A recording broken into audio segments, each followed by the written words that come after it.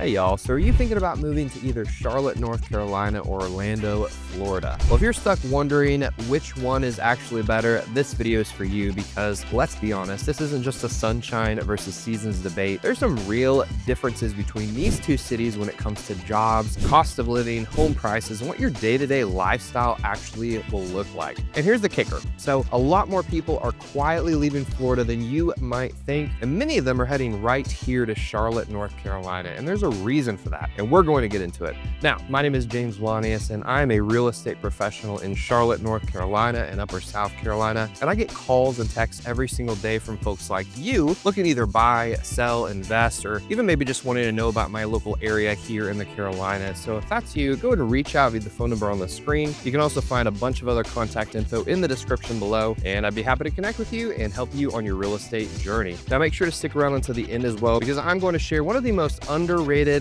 suburbs of Charlotte that people are flocking to from Florida. And it's where I have personally lived, and I think it's one of the smartest relocation moves this year. Now let's go and start breaking down the differences between Charlotte and Orlando.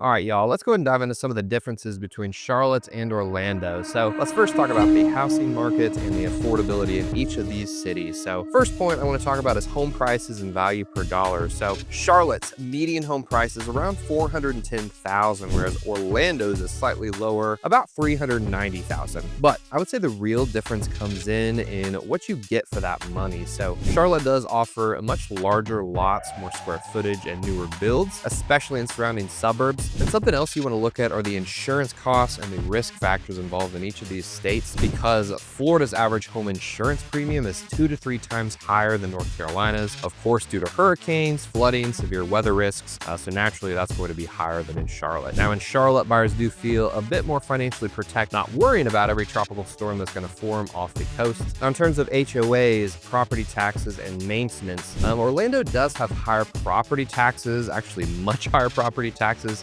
and much more aggressive HOAs, especially in the resort-style communities, which are super common there. And this can really sneak up on buyers, especially if you're just looking for a place to live and maybe not worry about the amenities and things that are involved with a lot of HOAs. Now, Charlotte communities are often less restrictive, more affordable HOAs here as well. HOA dues are lower and long-term costs are lower overall too. All right, continuing on, let's go ahead and talk about the job market, economy, and career growth for both of these cities. Now, in terms of industry diversification, Orlando's economy is heavily dependent on hospitality, tourism, and entertainment. Now, this is great if you're one of those sectors, but it limits options if you're not. And Charlotte is a top 3 U.S. banking hub, so really big for finance, healthcare, tech, and logistics. And in terms of remote work, post-COVID, many remote workers are prioritizing cities with strong infrastructure, housing options, and cost efficiency. Charlotte does check all of those boxes. Now, while Orlando does have good internet and access in desirable areas near the parks, makes it less appealing for remote workers long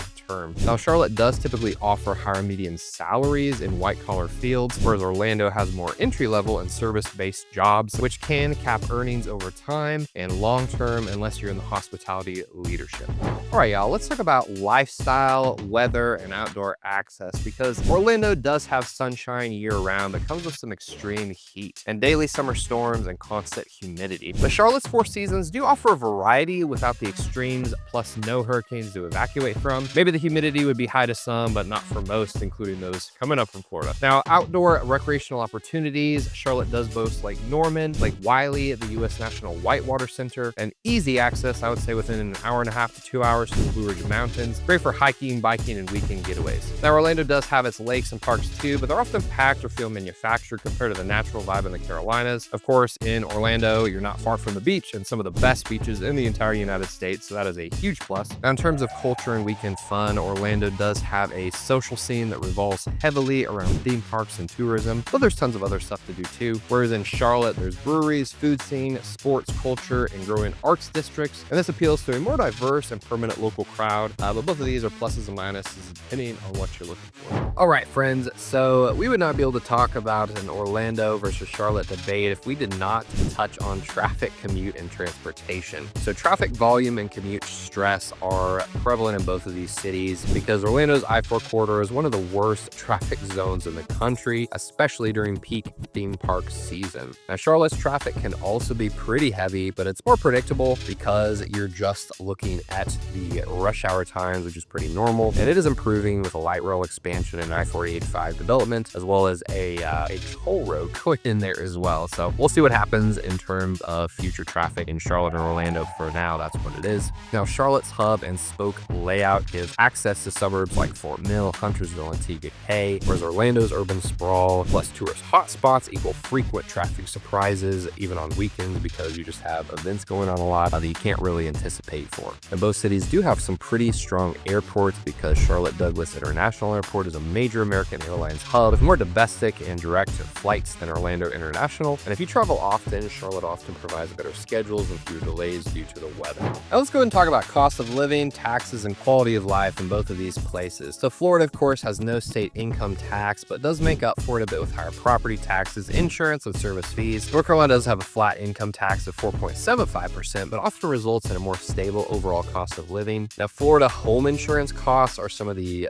big, muddy pits because this can cost $3,000 to $6,000 a year, especially with flood and windstorm insurances, and these just add up really fast. Charlotte homeowners generally pay less than $1,500 a year on average for insurance, depending on property size and location. And day-to-day expenses such as groceries, gas, and utilities tend to be cheaper in Charlotte than in Orlando, especially in suburban areas. Dining out, entertainment, and travel costs are often inflated in Orlando because of the tourism economy, but there is a lot more to do in Orlando in terms of tourism. All right, friends, in the Charlotte versus Orlando debate, who is the winner? But well, before I answer that, I want to let you know that I get calls and texts every single day from people like you looking to buy, sell, and invest in Charlotte and Upper South Carolina. So if that's you, go ahead and reach out via the phone number on the screen or via the other forms of contact info in the description below. Now, is Charlotte or Orlando better? Well, for me, it really comes down to your priorities, because if you're after career opportunities, affordable housing, and long-term stability, Charlotte is honestly tough to beat. You've got growth, job diversity, and a more grounded lifestyle. But if you want that perpetual vacation feeling, year-round pool weather, and access to some major attractions, Orlando definitely has a unique energy to it. Now, remember that hidden gem suburb I mentioned at the start? This is Tega, South Carolina, just outside of Charlotte. I've actually lived there myself with my wife and family, and I've helped plenty of folks relocate there from Florida. And you've got lake access, low taxes, newer homes, and top-ranked schools, some of the best in both states, all without sacrificing proximity to the city. So if you're seriously thinking about buying, selling, or relocating in this area, and if you need help figuring out what's your best bet, go ahead and reach out. I'd love to be a resource for you. Go ahead and hit that like button, subscribe for more content about the Carolinas, and drop a comment below which city you are leaning toward, whether that's Charlotte or Orlando. Otherwise, hope you have a blessed day and look forward to connecting with you soon.